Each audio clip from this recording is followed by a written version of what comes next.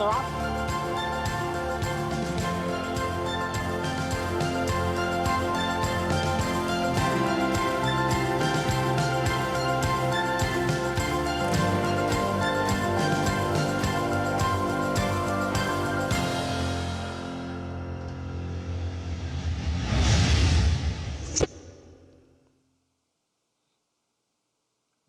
Good morning, ladies and gentlemen, and welcome to beautiful Belmont Park.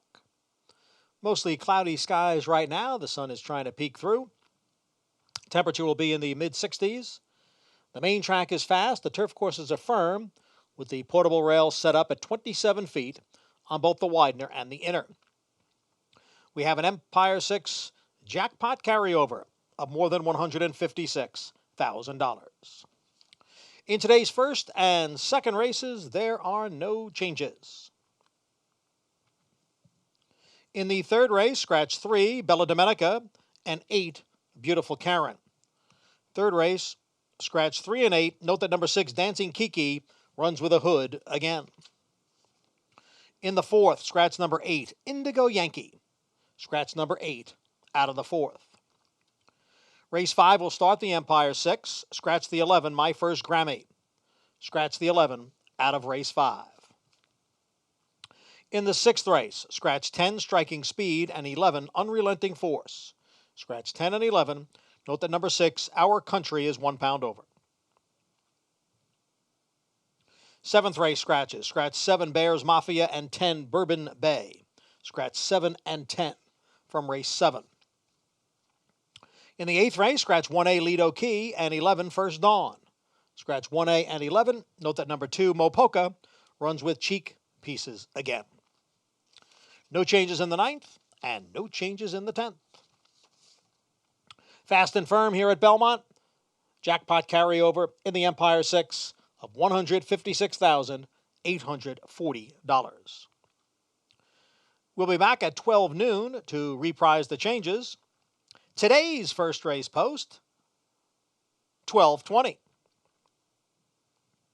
Up next, the Friday edition of Talking Horses with Anthony Stabile and Acacia Courtney.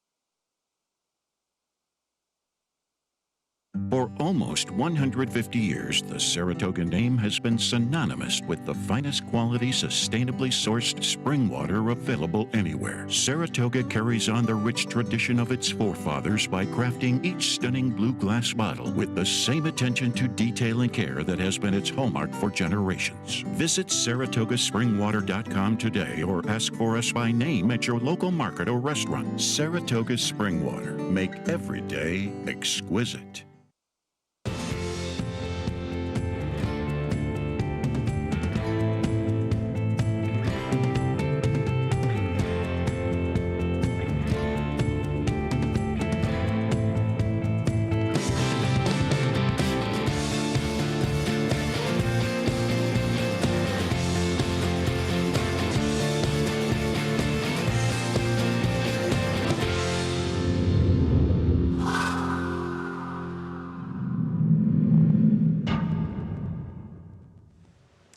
We've got that Friday feeling, and we're ready to roll. Welcome to Talking Horses, presented by Saratoga Water. Practicing my, what is that, the Price is Right move? Yes. Yes, I like that. It's a little bit of a muggy day. Acacia Courtney and Anthony Stabile, glad to have you with us as we have a 10-race card coming up. Some really good races today, too. A couple of interesting 2-year-old races looking forward, and, of course, getting ready for New York Bred Showcase Day tomorrow. Yes, fun card today, fun card tomorrow, 10 today, 11 tomorrow, I think 10 again on Sunday with the Athenia. Yeah, fun weekend. I think we're going to dodge the raindrops through the weekend. It's a weird weather pattern up here. It's a little sticky, it's a little muggy. Clouds are all over the place. Yeah, she's going to get frizzy. I'm going to get frizzy. I couldn't even say it with a straight face. But yeah, some good racing today, and always look forward to the original New York Bred Showcase, Empire Showcase Day tomorrow here at Belmont Park. New York Breds get a chance to have their day in the sun tomorrow, but to get ready for that, we hope that you are signed up and ready to rumble with your Naira Bets account. We have a couple of interesting things coming up. As always, the $2,000 hit and split for the early pick 5 at Santa Anita. That takes place today on Friday. For more information, check out nairabets.com. And as always, we want to make sure if you're a new customer, which hopefully you're already signed up, but you can always get that promo code $200 deposit match using promo code MATCH200. nairabets.com again for more details. As always, you can always download the app as well and take part in all of the great action and supporting racing here in New York. But as Anthony mentioned, we have a 10-race card today. I think we have a $25 free bet promo. We do. Rolling around as well. The Cup 25 one as well. Yeah, I was given that to promote tonight on the Weekend Stakes preview presented by Naira Bets. Bobby Newman and I will have a dozen races for you on the Horse Racing Radio Network, Sirius 219, XM 201, horseracingradio.net. It's nice and simple. Once America's Day at the Races goes off the air, you can tune into the end of race day. We could actually have Steve Asmussen on today to talk about the Breeders' Cup Sprint. And then 6 o'clock, the dozen stakes. We're going to highlight 4 of the Empire Showcase Day stakes races, the Ticonderoga and the Mohawk on the turf, the Distaff and the Classic on the dirt. And then one thing, you know, Breeders' Cup 2 weeks away, obviously these state bred days, Empire Showcase Day, Maryland Million tomorrow down at Laurel, Cal Cup out at Santa Anita, all kind of molded around the Breeders' Cup, and just, you know, basically just taking the template and doing that. I'm biased, obviously. I love Empire Showcase Days, so I'm looking forward to this weekend. Big one for sure. Empire Classic, as you mentioned, the highlight. We'll get a chance to see Mr. Buff back in with New York Breds, the New York Bred everybody loves so much, and going the mile and an eighth, and it's his distance. Funny guy, too. Funny guy, stretching back out, coming out of the Vosburg. That'll be a good one for sure. I like a price in there. Do you? Mm-hmm. Looks like there could be some pace on there. They'll have to tune in tomorrow. All right. That's it. You have to tune in tomorrow. There will be some pace in there, and that's why I like my price. All right. We'll get you some prices, hopefully. We were a little chalky yesterday. We'll see if we can fix that today and tomorrow as we dive in, getting started here. Mile on the main track for the 2-year-old fillies in this maiden special weight race. And one with experience is the number 1, Mille Foy for Belmont. As this one was beaten just by 3/4 of a length in her debut. As we take a look at that race, filly by Curlin, Pedigree on the bottom side is, though the dam was unraced, is more sprints. I mean, you look at that Juddmonte pedigree, and second dam is Honest Lady. Very, very good sprinter for Bobby Frankel. She ran a good race. She got a nice setup in here, but coming up the rail for a good debut. Yeah, I got shut out of hitting this exacta, so I appreciate you showing the replay. You have to tell me these things before I pull the replays. Well, I figured you just took a page out of Serling's book. He does this to me all the time. American West here, a good-looking debuter for Chad Brown, getting the job done. Going the mile, look, you're going to look at the final time. You're going to see it was a little slow. Yeah. Number came back pretty good. Speed figure. Winner got a 64. Second horse, Mille Foy, got a 63. I thought the race was okay. I do like the fact that she debuted at today's distance. Yep. Not answering any questions as far as, well, is she going to get the distance? She got it last time. In fact, the way she ran last time into a very slow final time is maybe she wants even more ground, which is counterintuitive to the pedigree that you mentioned, the bottom half of the pedigree. She is by Curlin. Yeah, I mean, she makes a lot of sense. I just, and I think I think she's the horse to beat. The public, obviously, the money's coming in on the Todd Pletcher, first-time starter, plumb awesome. Quite a pedigree there. Yeah, quite a pedigree. Another daughter of Curlin in here, and this one is working well. Strong work tab in the morning, but you know she's got a debut going a mile. I only have the short stats here on the form, but 9 for 80 for a barn that wins first time out at 20-25% historically. I think it makes you wonder a little bit. It does, for sure. And you feel like she is going to be overbet, may not be the word, and it'll depend, of course, how she runs, but she may be overbet, for lack of a better phrase, because of the pedigree. Plum Pretty, of course, Kentucky Oaks winner. She was purchased by Mandy Pope for $4.2 million for a broodmare prospect. So obviously, adding to Whisper Hills, Mandy Pope's broodmare barn has been working with Likeable, who's Breeders' Cup Juvenile Fillies bound for Todd Pletcher. So obviously some high hopes for this one. Was second best in the mornings to Likeable, but was keeping some good company. That's okay, yeah. Yep. No problem. Likeable won very nicely here, second time out in a gate to wire job. So Modine is Chad Brown. This horse was rumored to be a nice one up at Saratoga. Ran well into a slow race first time out. Didn't fire second time out. So I'm going to take another chance here. Gets the mile for the third start. I'm going to hope, and it was something I noticed more last time than the first time. I don't know how well she handled that track up at Saratoga. She got on track very late in the game in the debut. Never fired a shot at all last time out. I'm going to give her one more chance. And the funny thing is, she's going to be the third choice in here because Todd's horse is taking money. Mille Foy is going to be favored or second choice. Flip-flop with Plum Awesome. I'm going to give her one more chance on the stretch out.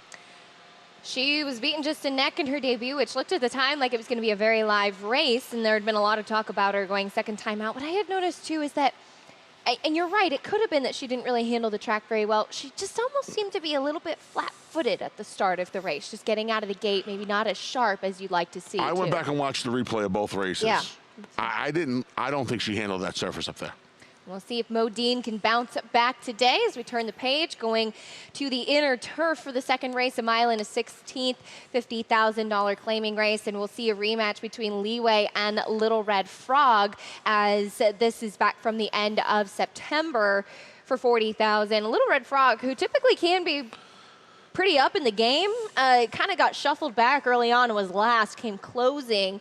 Leeway just able to run down the pace setter in Gone Glimmering. Yeah, I don't know what happened with Little Red Frog last time out. I don't know if the pace kind of looked hot. It was pretty quick, not as quick as they went the time before when she was in fact right on top, right on the lead. But I thought she ran well last time, showed a little versatility.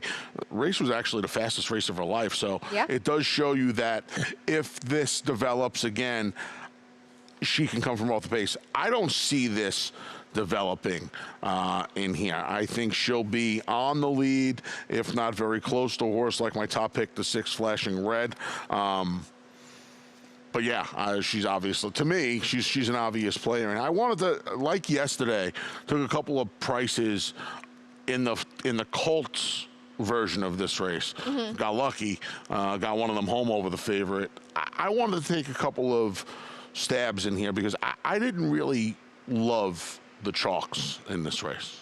You feel like some of them just have their questions too. And you bring up the pace of the race, and that really could be a benefit for Flashing Red, who will finally get to see try the turf today, as she was a late scratch back at the end of September when dumping her rider on track. So she's on the grass today for the first time for Morley. Got some pedigree, had the half that was 2 for 4 on the turf, by violence. Javier Castellano going to climb aboard. And again, it's Javier's birthday too, by the way. Oh, happy birthday to Javier.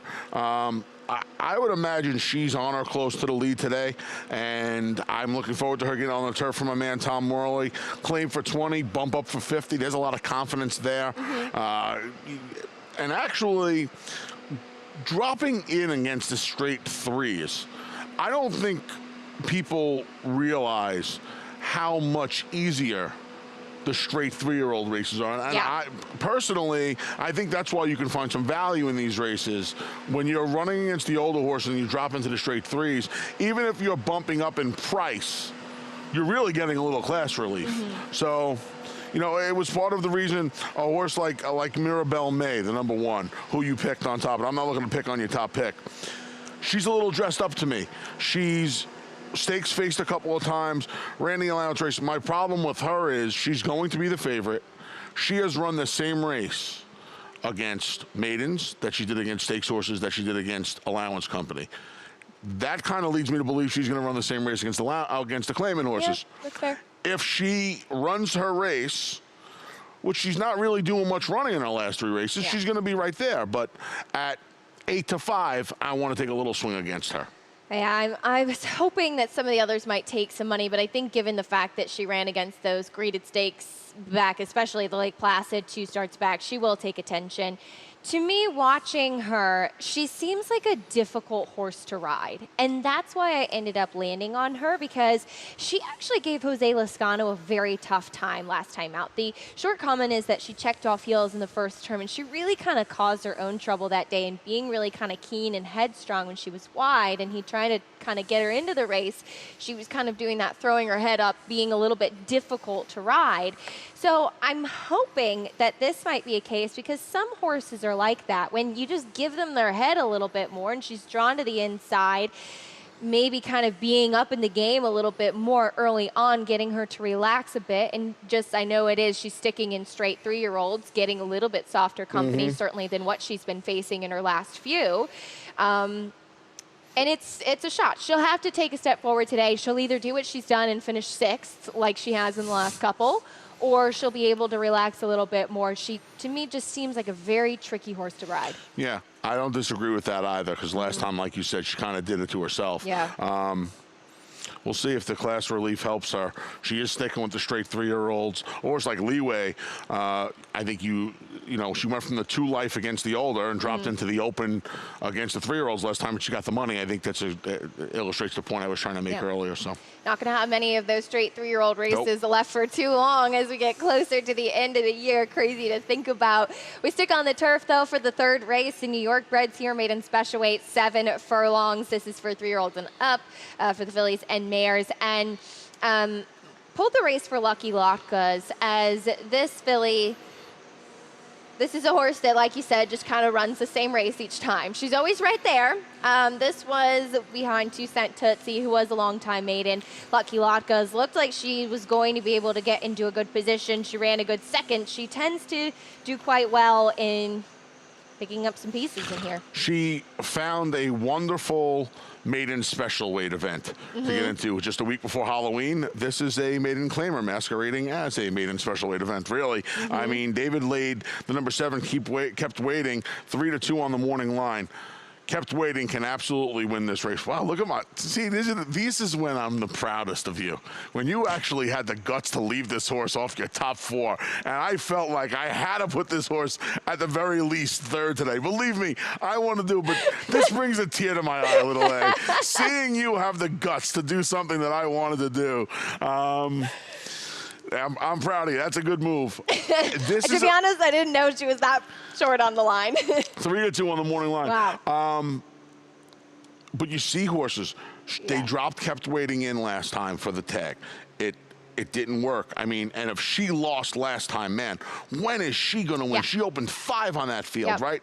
You see the same thing with Lucky Lacas. Now, Christophe Clement has run her for a tag exclusively in her 4-race career. But, I mean, you know, I left her open in here. I didn't put her in the top 4, but I left her open in here. There's one of those races where it gets a little confusing. Again, it's a maiden special weight event on paper. Yep. It's not a maiden special weight event. This plays more like a maiden claimer. And you put the horse on top that I almost put on top. We each picked a daughter of Orb. You're stretching out with Equint, and I went with Moon Sweeper, my man Jose Lascano, second time. I'm hoping Moon Sweeper, that Jose's aggressive with this horse coming out of the sprint. This horse wasn't too far from a moderate pace in the sprint, but you know, when they stretch out and being by Orb, you got to think that this 7 furlongs is certainly going to, the longer the distance is going to help this horse. I'd imagine he's going to put her on the lead today with that race under her belt going 6. I hope your pick or my pick wins this race. I'd be very happy moving forward in the pick 5. I think so too. I liked these two coming out of that race as they were both firsters in there. And to be honest, both of them had trips. Equint, for me, kind of started moving at the same time as Moon Sweeper, who was actually kind of far back and wide early on in the race. And then Jose Lascano made that middle move to get her up into the game, which was really smart. So hopefully second time out, she will be a bit sharper. Whereas Equint started moving with that other horse, had to check back, then was wide trying to close, actually did make up a little bit of ground, but it looked like Luis Saez had also wanted her to be up in the game a little bit more, and she just had a bit of an eventful trip. Also looked pretty green and kind of swapping leads in the stretch. So I think having some experience, she'll be able to move forward, and hopefully we'll get some nice prices. 2 different trip horses, right? One horse had a little bit of a tougher trip in Equint. The other filly had a little bit more of a traditional debut trip, a little wide, pressed, tired. Yeah, I'd really like to get one of those two home, because they both ran special weight first time out, and the other fillies that are going to take the money in here have all already tried. I mean, save Dancing Kiki, who figures to be 3rd choice. They've all tried running for a tag already and have gotten beat. So. I don't know. Is the cutback going to help? Maybe. I don't know. This is the kind of race where you could use 7 or 8 of them. I'm going to use the 2 and the 10. And I'm going to try and get out of here intact. Like my man Steve Grabowski says, move the chains and try and get one of the prices home. I like it. Moving on to the 4th race, 6.5 furlongs on the main track, 20,000 non-winners of 3. And the number 1, Mind the Coin, we'll look at his last race when he won the non-winners of 2 conditions. So stepping up to the next level today, first time for Bruce Levine, as of course Gary Gullo has retired, and we miss seeing him at the track here in New York. But Mind the Coin just able to get up over Big Boy Mo last out. You're 2 for 2 today, Acacia. I love Big Boy Mo last time out. You know, can you send me like some cliff notes or something? Help me out. Mind the Coin chased after him like he owed him money last time. He would not go away, and he finally gets him right there. Last 2 jumps, finally gets him. It was a gutsy effort for a horse who, quite frankly, has had some opportunities and is disappointed at some short prices. Absolutely. It was a pretty gutsy effort. He's going to need to duplicate that effort, I would think. And the other question you have is, well, where did it come from? I mean, it's 79 buyer speed figures. Prior high was a 69, so he found 10 points. I mean, I guess he could. Gary Gullo's retired since his last start, so Bruce Levine takes over the training now. Yeah, I mean, he can win. He can absolutely win here. The horse we both have on top, 12th Labor, to me, this was simply... There's some pace in front of him. He should get a good trip. And the class relief, he has faced much, much tougher on both surfaces, turf and dirt. And now he's just getting to a spot where he gets a good setup with steam engine in here showing some speed. I'm sure Mind the Coin's going to be forwardly placed from the inside. He was never too far from Big Boy Mo last time. And I think 12th Labor just got to get the right setup today. I agree. And like you said, I mean, faced the likes of Sayoff on the turf last time, first time for Linda. So now dropping in and just looks like this is going to be a good spot. I know it's been a long time since he's won, but consistently has just been running against better and running well. I mean, certainly just based off of numbers, he stands out. Steam Engine is taking the drop too. He does have all of that early speed. And lately, though, I know it's been against state-bred 40,000 allowance optional claiming types lately, but I just have found him kind of disappointing lately. Yeah, and I think the big issue with Steam Engine here is the 6.5. Yep. Right? If this was at 6, it would be a different story. If it was at 6, I would have contemplated putting him on top. It's 6.5. It might be a little bit tougher for him. It certainly looks like distance hasn't been his friend in the past, that extra half a furlong. And, you know, there have been some mitigating circumstances. Once was the second time in his career. The other time was off a September to June layoff. So, you know, you can forgive them. I don't know. He's kind of, you know, popped and stopped in his last 2 starts off the break, and it was a long enough break where, you know, he's going to probably be favored in here. I wanted 12th labor at a little bit of a better price. How about I read Ortiz on Cool Boy real quick, though? That was interesting, right? I thought that was interesting. Yeah. We'll see what happens there. That's a horse that he's got some speed too. He's got races when he broke his maiden, he went wire to wire here at Belmont. So he's got some back speed. It's kind of eluded him as of late, but certainly a horse that could be giving Steam Engine fits on the front end in the Wayback Machine. Well, let's hope that's the case. Help out our top pick a little bit more. 5th race, a mile and a 16th on the inner turf. A maiden 40,000 for 3-year-olds and up. And looking at a couple of horses in here, I wanted to just show a trainer stat real quick on the 6 Till Then, who on the immediate bottom side, not a ton of turf pedigree. Of course, there is a point of entry influence on the top. But Jonathan Thomas, first off the layoff, trying the turf with this drop in class. It's a very specific stat, but I was really kind of surprised by the numbers. And it's a huge ROI, and I think the highest priced horse in there was like 6-1. It wasn't anything crazy. And thought it was something worth noting is this horse has been off for a while, tries the grass, has some speed, kind of the wild card in here. I like the deep dive for the stat in here. For a horse that I think, you know, you don't say this often about maiden 40s. He might be the most interesting horse on the card today. Yeah. Ran well first time out on the dirt. He earned a 77 Beyer speed figure, almost went gate to wire. U.S. Navy Cross, who was highly regarded, got the money, just got him the last couple of strides, last 5 or 6 jumps actually. Comes back at 3-5 behind horses like Haikal. Yeah. And just didn't fire at 3-5. It's almost 2 years. And now he comes back for 40, fresh gelding. He's on the turf. You mentioned the point of entry on top. This is a barn that runs in cycles, and the barn is on a good cycle right now down here. These horses are running.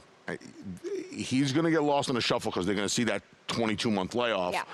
23-month layoff, and I think this is a horse that must be used today in a race full of horses, whereas they might not have double-digit starts, but you're starting to look at this field and say to yourself, who do I really want? Who do I really trust in here? Maybe a fresh face at a middling price is something you're interested in. I almost put the source on top today. I really came. If I knew the stat, I probably would have, and I did know the stat because you sent me the stat, unlike Andy. I just worry about this horse off the. The 23 months is glaring. The 23 months is glaring. It's been a long time. You like Vicarage taking another stab with this one? Yeah, I like is a strong word. I wound up picking Vicarage today.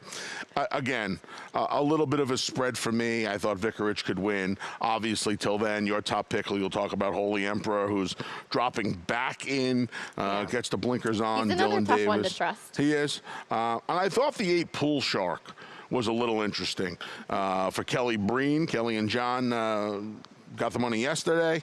There's another horse, dirt debut, in an off-the-turf race, gone for 17 months, off the turf at Pimlico, Preakness Week. He went 3-5. 3-5. That was a race that was looking for somebody. 15-month right. Looking for somebody. That's fine. 3-5. Yeah. You know, this is a horse that's taking money in both of his starts.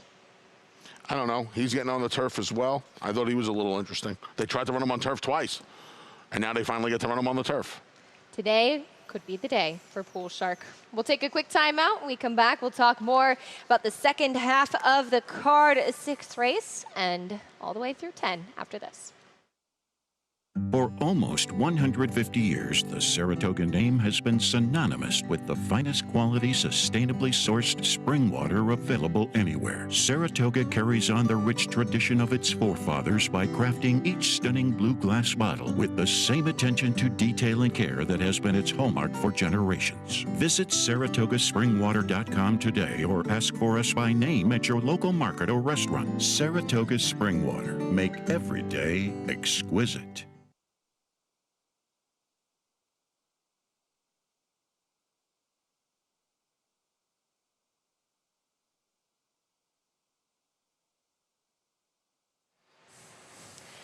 Talking Horses continues with Acacia Courtney and Anthony Stabile, the A-Train. Glad to have you with us as we, that's right, choo-choo. Get ready for race number 6, a mile in the turf starter allowance here for 3-year-olds and up. And Chocolate Bar coming out of the James W. Murphy at Pimlico last time. Actually, Acacia, we call it the Jimmy Murphy. Jimmy Murphy. This is 2 starts back at Kentucky Downs. Add a little bit of awkward, just gets sandwiched back behind a bunch of horses. And as Andy Serling says, sometimes what happens at Kentucky Downs stays at Kentucky Downs. This is, we think, the stretch where we're picking up here. So it's supposed to be the head from where he is right now. Right, from where he is. I thought that that was pretty impressive given how far back he was. Listen, I don't know if there's a single on today's card. If there is, it's him.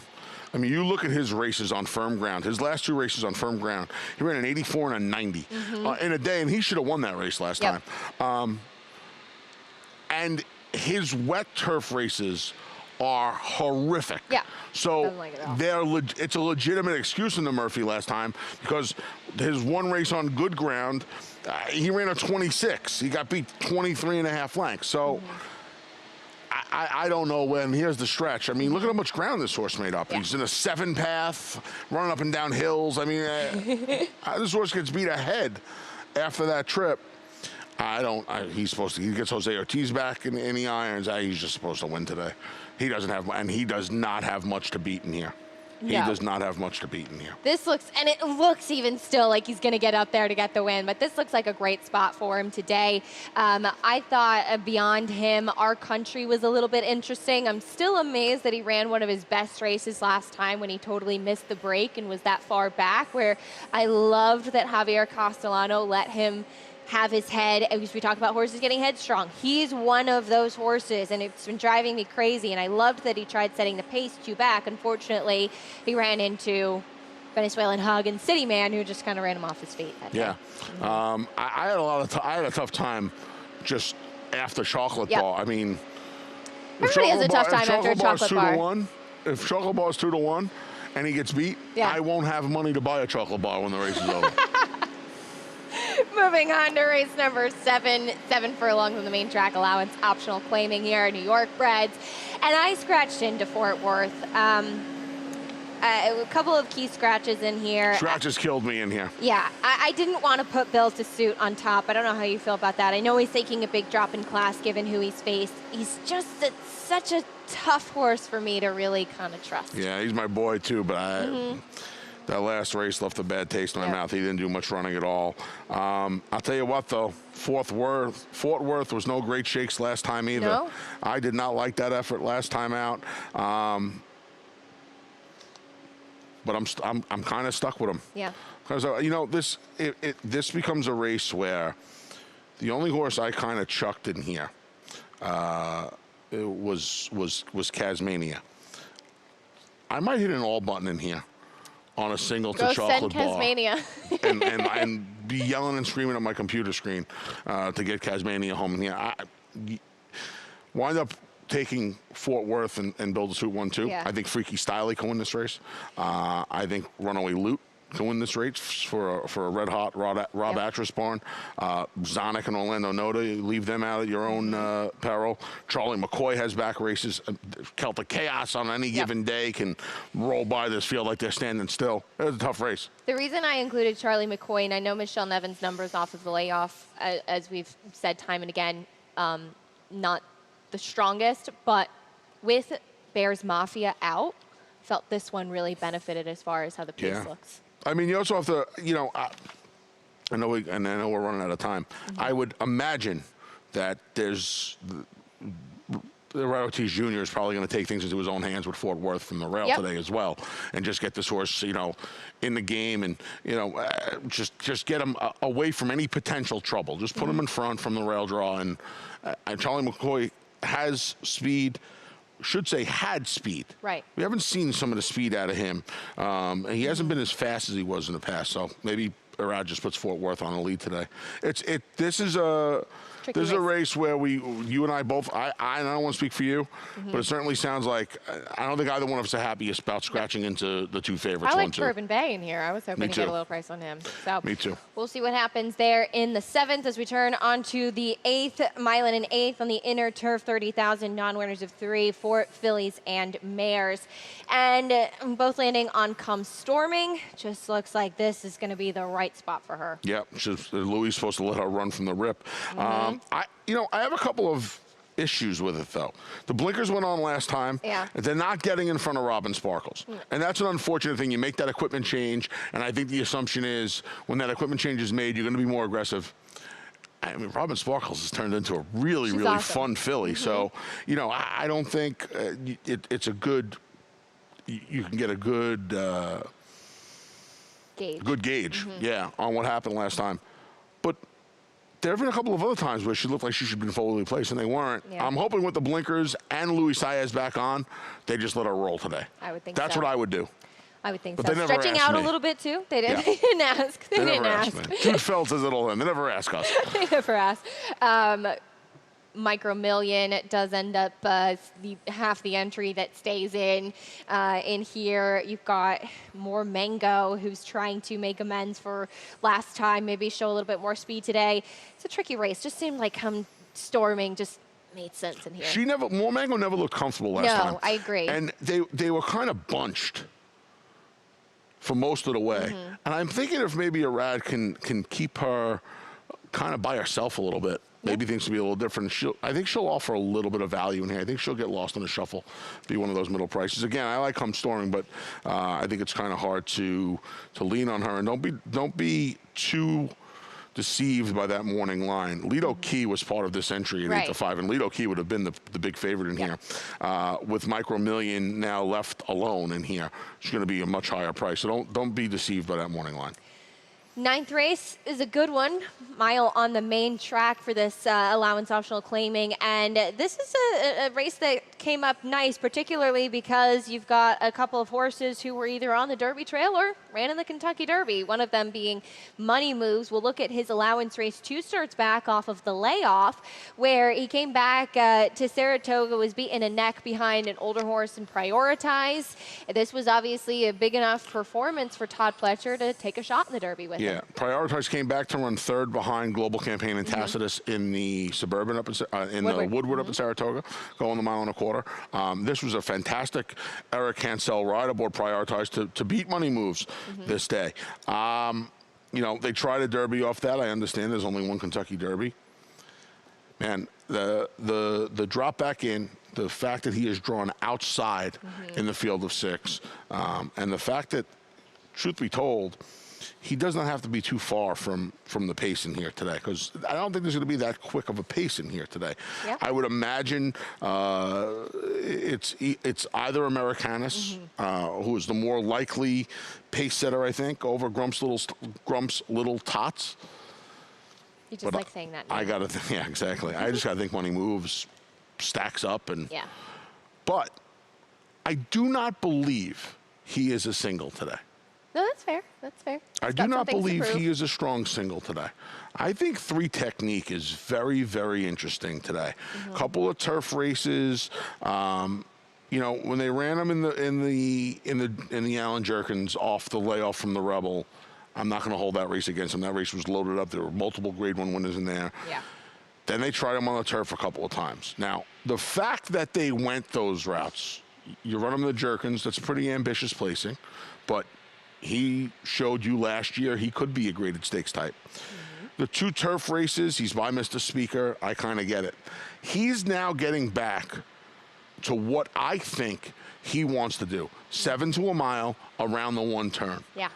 And I think with John Velasquez on board, maybe Americanus in front, Grump's Little Tots, and Money Moves not too far behind, I think 3 Technique can work out the right trip today. And if anybody upsets Money Moves, I think it'll be him. Back onto the dirt. I mean, poured before the Saranac 2 starts back. Spirit Animal's been on a win streak lately, ran behind him on the grass. And I remember speaking to Jeremiah Engelhart before the Jerkins, and he said, you know, unfortunately with the pandemic, things got kind of all mixed up as far as the schedule. Would have loved another race in him, but he said he's doing great. Why not take a shot? And as you said, faced some very, very tough horses back in at what could be his good spot. I remember Americanus, a horse that was going to potentially be on the Derby trail, got sidelined with some things, now making his first start for Shug McGahee, who has done well with a couple of those Cortland Farms horses. My problem with him not only is the layoff, but when he broke his maiden, I don't love the field he beat. No, I agree. When he came back and won at Gulfstream Park, it was probably Javier Castellano's best ride of the year. Yeah, it was great. Kept him in the game, dropped inside, made the move inside of horses. Violent City was outside, and he was able to get the money. So he worked out a good trip against what has not been the most productive maiden field, Right. and a good trip against, quite frankly, what has not been the most productive allowance field off a perfect trip. And now you're asking him to come back off 6 months, going a mile against horses that have some recency on them, and maybe even a smidge of class on them. Yep, that's fair. You certainly have a couple of horses that have faced top grade 1 company, so you got a little class in there for a good one in the 9th. We wrap up in the 10th on the turf with the 2-year-olds in this maiden special weight. And looking at a couple of the pedigrees in here, certainly there's some big ones, but Chad Brown has 2, including Secret Potion, who ran very well in his debut in Saratoga, showing a lot of speed. They stepped him up into the summer after that, where, to me, he just never really looked like he got his feet underneath of him up there in the summer. But this was a big effort on debut, where he was beaten by American Monarch, who also tried the summer. Yeah, he tried the summer. He came back and ran right back in the Pilgrim a couple of weeks later. This race has some also rans that have run well out of it, but the horses in the picture right now, they really haven't run that well out of this race. That worries me a little bit. He's run outside, come out of the shooting the mile in a big, bulky field. That worries me a little bit more. And he's going to be the favorite. Am I leaving him out of my pick 5 ticket, my pick 4 tickets? No. Do I want him at 5-2 or 2-1 in the win pool? Also no.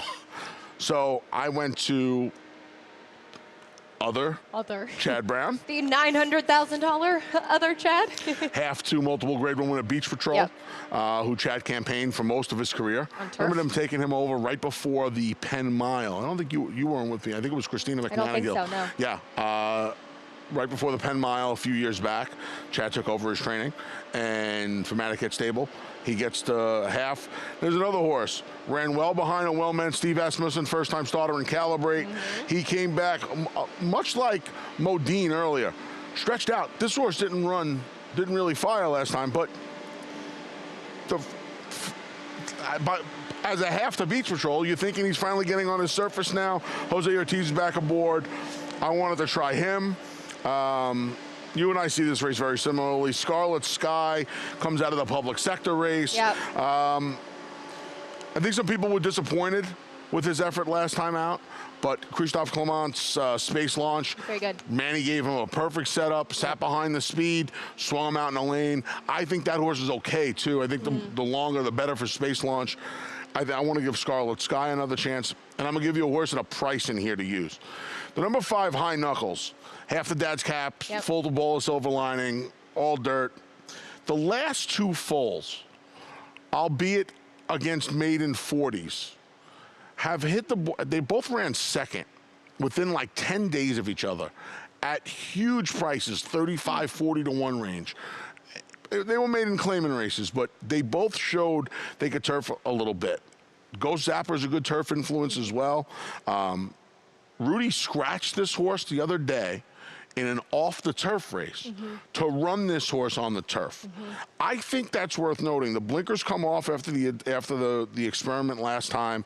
At a big price, if you're a try and super player, I'm going to have this horse on a backup pick 5 ticket.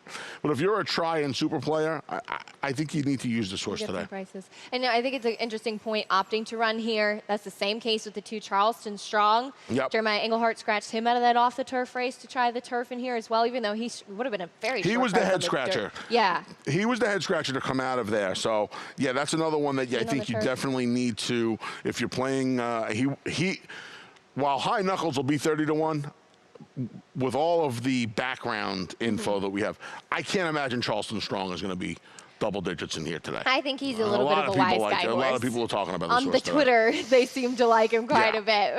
But I think it's a really interesting race. We ended up on the same horse, but there are several. If any of these first-time starters that have a little bit of pedigree tend to take to the turf a bit, it could make things very interesting. And that's what's fun about these 2-year-old races. World Cruiser 2, who you have 4th. Yeah. This horse did very little running first time out. Yeah. Now you get Blinkers and Joel Rosario. Yeah. That horse ain't beat. I'm going to tell you right now, that horse isn't beating me today. He's go time today.